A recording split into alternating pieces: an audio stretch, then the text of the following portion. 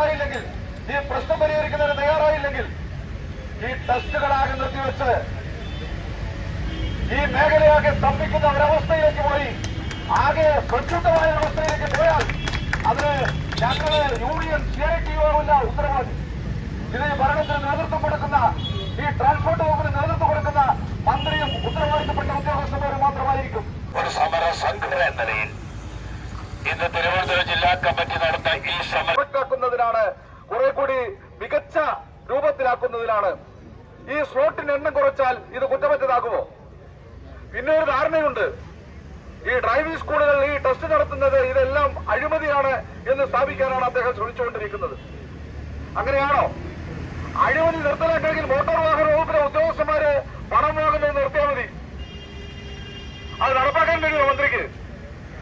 Motor വാഹന വകുപ്പിലെ ഉദ്യോഗസ്ഥന്മാർ ഇപ്പോഴും തലയെണ്ണി അല്ലെങ്കിൽ ഓരോ ഇടപാടിനും എണ്ണി RTO ഏജന്റുമാരും എല്ലാവരും കൊണ്ടുപോയി കൊടുക്കുന്ന ഇടപാടുകൾക്ക് എണ്ണം കണക്കാക്കി പണം പിരിക്കുന്നതിനുള്ള ഏജന്റുമാരെ സ്വകാര്യത്തിൽ വെച്ച് നടത്തുന്നത് മന്ത്രിക്ക് അറിയില്ലേ? മാസം കിട്ടുന്ന ശമ്പളത്തേക്കാൾ കൂടുതൽ ധനം സമ്പാദിക്കുന്ന ഉദ്യോഗസ്ഥന്മാർ പലരും മോട്ടോർ വാഹന വകുപ്പിലുണ്ട്. അത് നിയന്ത്രിക്കുന്നതിനും അത് തിരുത്തുന്നതിനാവശ്യമായ നടപടിയാണ് എടുക്കേണ്ടത്. ഈ പാവപ്പെട്ട ഡ്രൈവിംഗ് സ്കൂൾ നടത്തുന്ന തൊഴിലാളികളെ, ആ ഡ്രൈവിംഗ് സ്കൂളിന്റെ ഉടമസ്ഥന്മാരെ ദ്രോഹിക്കുന്ന സമീപനമല്ല സ്വീകരിക്കേണ്ടത്.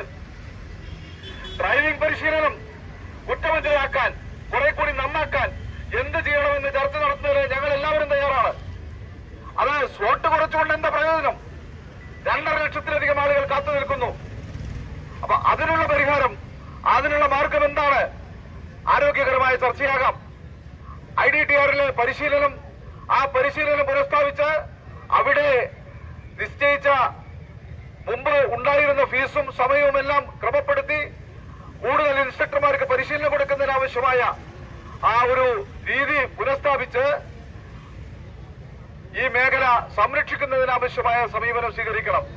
ഇത് പറയുമ്പോൾ ഞങ്ങൾ ഒരു പരിഷ്കരണത്തിനും എതിരാണ്, ഒരു പരിഷ്കരണവും ഇവിടെ പാടില്ല എന്നുള്ള അഭിപ്രായം ഞങ്ങൾക്കില്ല. ഏത് തരത്തിലുള്ള ഈ മേഖല മെച്ചപ്പെടുന്നതിന് ഏത് തരത്തിലുള്ള പുതിയ നിർദ്ദേശത്തെയും സംബന്ധിച്ച് ചർച്ച ചെയ്യാൻ ഞങ്ങൾ തയ്യാറാണ്. ഇവരുടെ തൊഴിൽ നഷ്ടപ്പെടരുത്. ഇവരുടെ തൊഴിൽ സംരക്ഷിച്ചുകൊണ്ടാകണം. ഡ്രൈവിംഗ് സ്കൂളുകൾ സംരക്ഷിച്ചുകൊണ്ടാകണം.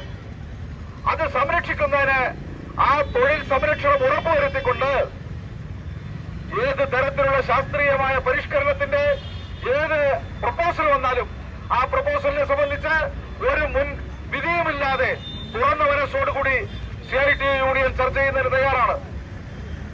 ആ ചർച്ചയിൽ ഞങ്ങൾക്ക് എന്ത് ബുദ്ധിമുട്ട് വന്നാലും ആ പരിഷ്കരണം, ഞങ്ങളുടെ തൊഴിൽ സംരക്ഷണം ഉറപ്പുവരുത്തിക്കൊണ്ടുള്ള ഏത് പരിഷ്കരണത്തെയും 2 കൈ നീട്ടി സ്വീകരിക്കാൻ ഞങ്ങൾ തയ്യാറാണ്. മെച്ചപ്പെടണമെന്നുള്ള അഭിപ്രായം ഞങ്ങൾക്കുണ്ട്. ഞങ്ങൾ അതിന് തയ്യാറുമാണ്.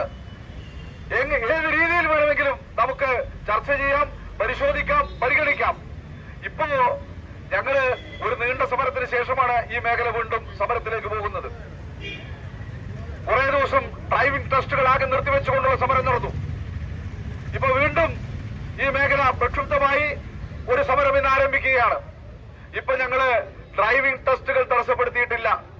ഡ്രൈവിംഗ് ടെസ്റ്റുകൾ നടത്തുന്ന ഗ്രൗണ്ടിൽ ആ ടെസ്റ്റുകൾ നടക്കുന്നുണ്ട്, പരിശീലനം നടക്കുന്നുണ്ട്. അതെല്ലാം ഇടയിൽ അവധിയെടുത്ത് ഓരോ ജില്ലയിൽ നിന്ന് ഓരോ ദിവസം എന്നുള്ള നിലയിൽ ലീവ് എടുത്തുകൊണ്ടുള്ള ഒരു സമരമാണ് ഇപ്പോൾ നടക്കുന്നത്.